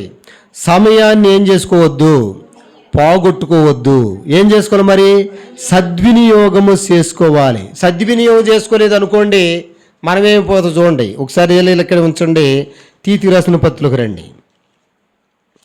తీతుకు రాసిన పత్రిక 3వ అధ్యాయము 198వ పేజీ. తీతు 3:14. మనవారంటే ఎవరండి? మన హోరేబు వాసులు. మనవాళ్ళు అంటే ఎవరు చెప్పండి? మనం హోరేబు మందిరానికి వచ్చేవాళ్ళు సైతము నిష్ఫలులు కాకుండా నిమిత్తము అవసరమును బట్టి సమయోచితముగా సత్క్రియలను శ్రద్ధగా చేయుటకు నేర్చుకున్నాం. ఇప్పుడు నేర్పుతున్నాడు దేవుడు. నేర్చుకోలేదనుకోండి ఏ ఫలితం ఉండదు నీ జీవితంలో, ఏ ఫలాలు లేకపోతే ఎందుకంటే మన బ్రతుకు మనం ఫలించి, మీరు బహుగా ఫలించటం వలన నా తండ్రి మహిమపరచ. ఏ ఫలాలు లేకపోతే ఎందుకు ప్రయోజనం అండి? మనము జీవంగా దేవుని సన్నిధికి వచ్చాం కాబట్టి మనం బహుగా ఫలించాలి. నిష్ఫలులు. ఎవరు నిష్ఫలులు? త్రోవ ప్రక్కన పడినోళ్ళు, రాతి నేల మీద పడిన ఇత్తనాలు లాంటి వాళ్ళు, ముండ్ల పొదల్లో పడినోళ్ళు, వీళ్ళు ఏమైనా ఉపయోగపడతారు చెప్పండి? వ్యవసాయం చేసేవాళ్ళు ఉంటారు ఇక్కడ. ముండ్ల తుప్పల్లో మన మొక్కలైతే ఏమైనా ప్రయోజనమా చెప్పండి? బండ్ల మీద ఏమైనా ఇత్తనాలు అయితే ఏమైనా ప్రయోజనమా చెప్పండి? నడిచెళ్ళే దారిలో రోడ్లు ఉంటే ఏమైనా ఇత్తనాలు చల్లితే ఏమైనా ఉపయోగపడతాయా? అలాంటి వాళ్ళు ఎక్కువ ఉండారు ఈ దినాల్లో. మంచి నేలను పడిన విత్తనాలు వాళ్ళైతే 30 దంతులుగాను 60 దంతులుగాను. 30 దంతులు అంటే కనీసం పాస్ మార్క్ అండి. 30 దంతులు ఏంటి అని చెప్పండి? ఇప్పుడు పాస్ మార్క్ కూడా ఉన్నారు ఇక్కడ చెప్పండి. కనీసం పాస్ మార్కులను వస్తాయా, 30 మార్కులను వస్తాయా చూసుకోండి, పరిశీలన చేసుకోండి. 30 తర్వాత ఎంత చెప్పండి? 60 అంటే ఫస్ట్ క్లాస్ వాళ్ళు అనమాట అండి. ఎవరు చెప్పండి? 60 అంటే ఎవడు? కనీసం 60 మార్కులు వచ్చినప్పుడు ఫస్ట్ క్లాస్ రేంజ్ వాళ్ళు. కానీ దేవుడు అందులో కూడా తృప్తి లేదు, 100కి 100. కాబట్టి ప్రియులారా, మనోళ్ళందరూ బాగుపడాలి, క్షేమాభివృద్ధి పొందాలి, అందరూ కూడా ఫలభరితిగా మార్చబడాలి, అందరికీ దీవెనకరంగా మార్చబడాలి. రాబోయే దినాలు ఇక్కడ మామూలుగా కనబడే ప్రజలందరూ కూడా ఇహలోకంలోనేంటి, నిత్యత్వంలోనేంటి ఉన్నతమైన ఆశీర్వాదాలతో అనేకులకి దీవెనకరంగా తీసుకునేవాళ్ళలాగా కాదండి, ఎవరెత్తారా అని ఎదురు చూడటం కాదండి, మనమే నలుగురికి పెట్టేవాళ్ళలాగా అనేకులకి మనమే ఆదాయ వనరులు సమకూర్చేలాగా దేవుడు మనం చేయగలడు. ఎప్పుడండి? వాస్తవమైన జీవితం, రాబోయే కాలానికి మంచి పునాది ఎలా జీవించాలని కోరుతున్నాడు. మరల రండి, మత్తయి సువార్త 8వ అధ్యాయము 2వ వచనం. మత్తయి సువార్త 8వ అధ్యాయం 1వ వచనం అండి. బహుజన సమూహములు ఆయనను వెంబడించారు. ఆయన వెంబడించేటటువంటి నిన్ను నువ్వు ప్రేమించుకోకూడదండి. ఎందుకంటే మనలో మంచిది లేదని చదువుకున్నాం. నేను మంచివాడిని కాదు అని ఎవరైతే గుర్తిస్తారో వాళ్ళు దేవుడి మీద ఆధారపడతాడు. నాకు ఎవరి సహాయం అవసరం లేదు అన్నంతకాలం కూడా తప్పిపోయిన కుమారులాగా అలా వెళ్తానే ఉంటావు, దూరం అయిపోతూనే ఉంటావు. ఎప్పుడు బుద్ధి వద్దండి? పందులు తినే పొట్టు కూడా దొరకనప్పుడు అప్పుడు బుద్ధి వద్ది. ఆయన కనీసం తిరిగి వస్తాకని దారి ఏర్పడి నీకు ఉండదో చూసుకోవాలి నువ్వు. కాబట్టి ప్రియులారా, నిజమైనటువంటి జ్ఞానులు ఏం చేస్తారంటే నాలో ఏది మంచిది లేదని గుర్తిస్తారు, గుర్తించరా? చెప్పండి. పౌలు గారు గుర్తించాడా లేదా? నాలో మంచిది ఏది లేదన్నది ఎక్కడ చదువుకున్నాం మనం? చెప్పండి ఒకసారి. రాసుకుంటే తెలిసిద్ది. పుస్తకాలు పెద్ద పెద్ద చదివిన వాళ్ళు ఉన్నారు. ఎందుకు ప్రయోజనం అండి? మీరు నోట్స్ రాశారంటే మీ తర్వాత ఎవరికోళ్ళకన్నా ఉపయోగపడుతుంది. మీరు ఏదో మామూలుగా అనుకుంటున్నారు మీరు. చూడండి, అందుకనే మనం చక్కగా రాసుకోవాలి. కాబట్టి ప్రభునందు ప్రియమైనటువంటి వారులారా, తర్వాత మనం గమనించినట్లయితే నేను పాపిని అని గుర్తించాలి. మనం గుర్తించాలి వద్దా? ఎక్కడుందండి అన్నమాట? నాలో పాపం లేదని చెప్పుకుంటే నన్ను నేనే ఏం చేసుకున్నట్లు యోహాను గారు చెప్పాడన్నమాట. అలాగే యెషయా గారు ఏం చెప్పాడండి? అరికాలు మొదలుకొని నేను నన్నెత్తు వరకు ఎక్కడ చూసినా కొంచెం కూడా మంచిదనం లేదండి మనలో. నా కళ్ళు మంచి, నా నోరు మంచిది, నా అన్నీ మంచివి మనం అనుకుంటాం. కానీ వాక్యం ఏం చెప్తున్నా? నీతిమంతులు లేడు ఒక్కడ కూడా, అందరూ కూడాను త్రోవ తప్పి ఏకంగా పనికిమాలినోళ్ళు అయ్యారంట. ఇందాక కొంతమంది ఆ పనికిమాలినోడు నేను ఒకరిని వెంబడించారని రాయబడింది. పనికిమాలినోడు ఎవడు? నువ్వే. పనికిమాలినోళ్ళు ఎవరండి? నువ్వే. ఎవరైతే దేవుళ్ళు సరిగా లేరో వాళ్ళే పనికిమాలినోళ్ళు. ఈ పనికిమాలినోళ్ళు ఏం చేస్తారంటే ఇంకా అనేకులు పాడు చేస్తారు. నువ్వు నీతిమంతుడు అయితే అనేకులు నీతిమంతులు నడిపిస్తావు. నువ్వు దేవుని బిడ్డవైతే అనేకులు దేవుని తట్టు మళ్ళిస్తావు. నువ్వే పనికిమాలినవాడు అయితే అందరిని పాడు చేస్తావు. ఇది ఒకటే మనకు గుర్తండి. కాబట్టి మనం దేవుని వెంబడించే వారు ఉండాలని వాక్యం సెలవిస్తుంది. 2వ వచనం చదువుతామండి. మత్తయి 8:2. ఇదిగో కుష్ఠరోగి వచ్చి ఆయనకు మ్రొక్కి, ప్రభువా నీకిష్టమైతే నన్ను శుద్ధినిగా చేయగలవని. చాలా ప్రాముఖ్యమైన మాట అండి. దేవునికి ఏది ఇష్టం అంటే మన శుద్ధులుగా ఉండటం ఇష్టం. దేవుడికి ఏది ఇష్టం అండి? సాతానుగాడికి ఏది ఇష్టం చెప్పండి? చెప్పండి అమ్మా. ఈ దినాల్లో సాతానుగాడిని మించిపోయారు ఎవరో? ఏ మనిషి కూడా పక్కోడు బాగు కోరుకుంటున్నారా, పాడైపోవాలని కోరుకుంటున్నారా? చెప్పండి. ఏ వ్యక్తి అయినా సరే సాతానుగాడి కంటే ఎక్కువ పాడైపోయాడు మనం. ఏ రెండో వ్యక్తి కూడాను బాగుపడకూడదు, పాడైపోవాలి, ఫెయిల్ అయిపోవాలి, ఆడి పంట పండకూడదు, ఆ ఇల్లు కట్టకూడదు, పెళ్ళి జరగకూడదు. ఇలాంటి కోరికలు ఎక్కువైపోయారండి ఈ దినాల్లో. మనలో ఎవరన్నా అలాంటి తప్పుడు విషయాలు ఉంటే ఇప్పుడే మానేసుకోవాలి. మనం కూడా ఇతరుల బాగు కొరకు ఏం చేయాలంటే చెప్పండి, ప్రార్థన చేయాలి. వాళ్ళ కొరకు కనీసం కొన్ని మంచి మాటలు. దేవుడి దగ్గరికి వస్తే బాగుపడతావమ్మా. ఇప్పుడు ఎవరన్నా పెద్ద కురుపుతో అలాగే ఉంటున్నారు అనుకోండి, డాక్టర్ గారి దగ్గరికి వెళ్ళి చూపించుకొని ఒక చిన్న మాట కూడా చెప్పలేరు మీరు. అమ్మా చెప్పండి, అక్కర్లేదంటే తగ్గిపోద్ది అంటారు వాళ్ళు. ఏం చెప్పాలి మనం? సెప్టిక్ అయి కాల్ తీసేయాల్సి వద్దే, ముందు అర్జెంటుగా డాక్టర్ దగ్గర అలా చెప్పాలి మనం.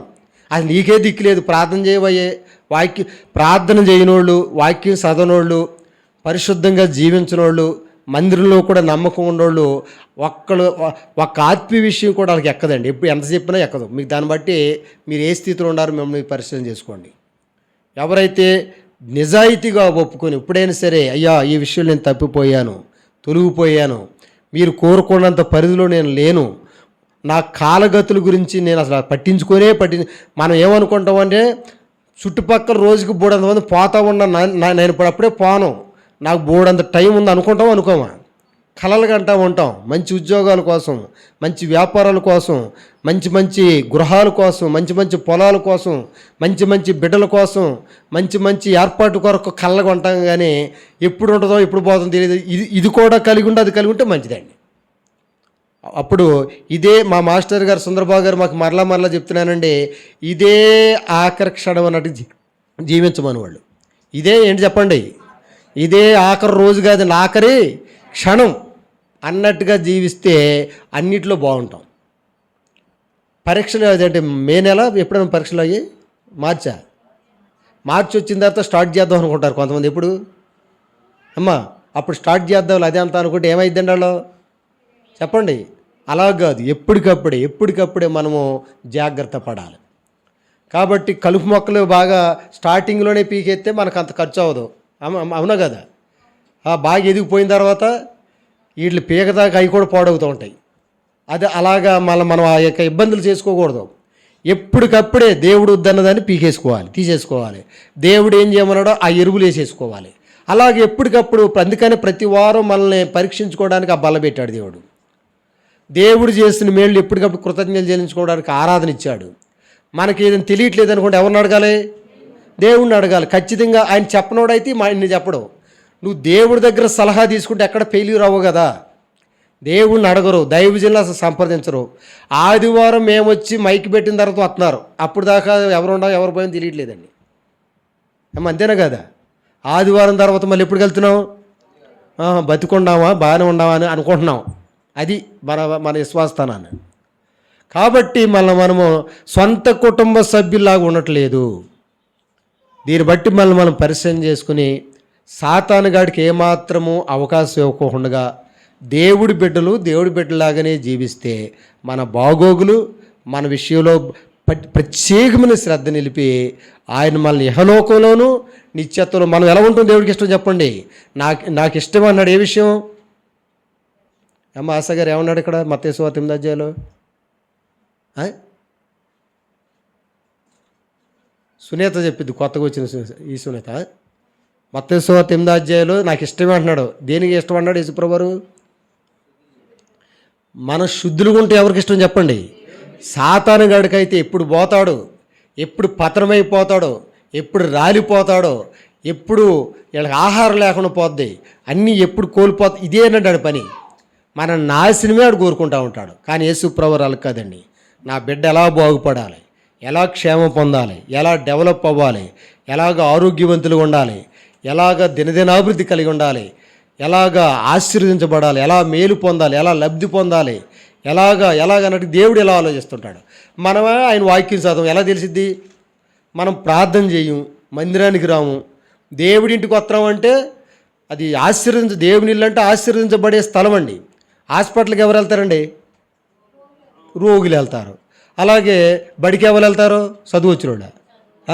ఇక్కడ చదువు అయిపోయిన తర్వాత ఇంకా ఇంకా ఇంకా ఇతర దేశాలు కూడా వెళ్తారు. ఎందుకంటే ఒక ఆయన చెప్పాడండి, మన రాజక్రిస్టియన్ గారు చెప్పారు, జ్ఞానం వేరు, ఇంకోటి ఏంటి చెప్పండి, తెలివి వేరు. మనోళ్ళు తెలివి వంటి భలే ఉంటుందండి, సాగు తెలివితేటల మట్టికి విస్తారంగా ఉంటాయి. కానీ ఏం లేదు మనలో, జ్ఞానం లేదు. జ్ఞానం అక్కడ తెలివితేటల కొరకు వెళ్తారు, ఇక్కడ జ్ఞానానికి రావాలి. ఇక్కడ నువ్వు తెలివితేటలు నేర్చుకున్నాడు, జ్ఞానం నేర్చుకుంటున్నాడా చెప్పండి? జ్ఞానివి కమ్ము అన్నాడు ప్రభువు. కాబట్టి మనలో ప్రతి ఒక్కరు కూడా ఈ విషయాలను కూడా గుర్తించి ఇచ్చిన సమయాన్ని మన జ్ఞానులు అయితే యేసుప్రభువు ఆల్రెడీ ఎక్కడ ఉండాలి చెప్పండి? కేజీఆర్ చెప్పు.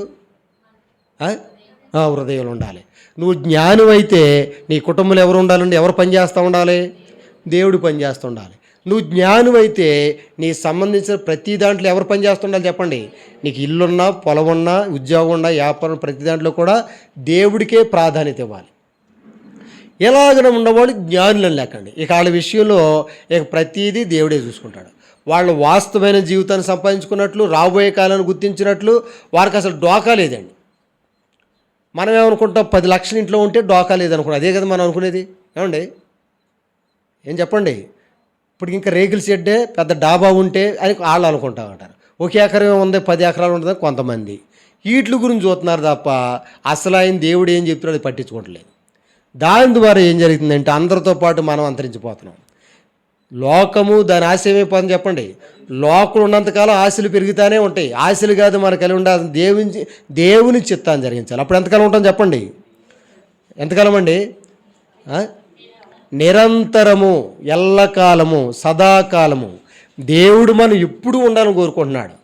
ఎప్పుడు ఉండాలనుకున్నప్పుడు అన్నీ ఇస్తాడే కూడా చెప్పండి. దేవుడు ఈ భూమి మీద ఉండడానికే అన్నీ ఇచ్చినాడు. దేవుడు సదాకాలం ఉంటాకి ఇంకెన్ని ఇస్తాడు? అందుకనే మన మధ్య భోజనం పెట్టాడు. ఏ భోజనం చెప్పండి? ఇది మామూలు భోజనం అండి. నిరంతరం జీవించి నా శరీరం తిని నా రక్తం త్రాగువాడే నిత్య జీవం. అంటే ఎప్పుడు బతుకునేవాడు అంటాడు ఆయన. ఎప్పుడు బతుకుండే ఈ ఆహారం తినవు కదా నువ్వు. మారు మనసే లేదు, ఎక్కడ తింటావు? మళ్ళీ మామూలు భోజనం రోజుకి ఎన్ని పూటలు తినాలి? మామూలు భోజనం అది. మళ్ళీ తెల్లారిపాటికి ఏ కడుపు చెప్పండి? ఖాళీ కడుపే. కాబట్టి అర్థం చేసుకుందాం, వాస్తవమైన ఏంటో గుర్తిద్దాం. దేవుడు మనం బ్రతకడం, క్షేమంగా ఉండడం, లబ్ధి పొందడం, నూరంతలుగా ఫలించడం, ఎప్పుడూ సంతోషానందంగా కలిగి ఉంటాం, కుటుంబ సభ్యులందరూ దేవునికరంగా ఉండడం అనేది దేవుని చిత్తం. దానికోసమే ఇంత కఠినంగా చెప్తున్నాడు. రే జాగ్రత్త జాగ్రత్తగా అన్నాడండి. మంచోడు చెడ్డోడండి అమ్మా. ఎవడెలా పోతే పక్కోడి పిల్లలు అయితే ఎవడెలా పోతే నాకైతే పట్టించుకొని వెళ్ళిపోతాం. మరి మన పిల్లలు వదలంగా. అందుకనే దేవుడు ఖచ్చితంగా ఈ విషయాలని చెప్తున్నాడు. మనం మొత్తంగానే ఆరాధన చేసి 4 పాటలు పాడేసి ఆరాధన చేసుకుని అది తినేసి వెళ్ళిపోవచ్చు. ఎందుకని ఇంత కఠినంగా దేవుడు చెప్తున్నాడంటే మనకి అజ్ఞానం అనేది మన జీవితంలో ఉండకూడదా? జ్ఞానుల వలె సమయాన్ని ఏం చేయాలి చెప్పండి? సద్వినియోగము చేసుకొనుచు. ఆ ఎపిసి ప్రతికలో ఇంకా కింద విషయాలు ఎన్నో ఉంటాయండి. మనం అలా జీవిస్తే మనం దీవించబడతాం, అనేకులు దీవునికరంగా మారుతాం, రాబోయేటట్టు వాస్తవమైన శాశ్వత మేలు పొందుతాం. అటు ధన్యత దేవుడు మనకు అందరికి అనుగ్రహించునుగాక. దయచేసి అందరూ కళ్ళు మూసుకోండి, మోకరిద్దాం. సండే స్కూల్ పిల్లలందరూ బయటకు పంపించేయండి.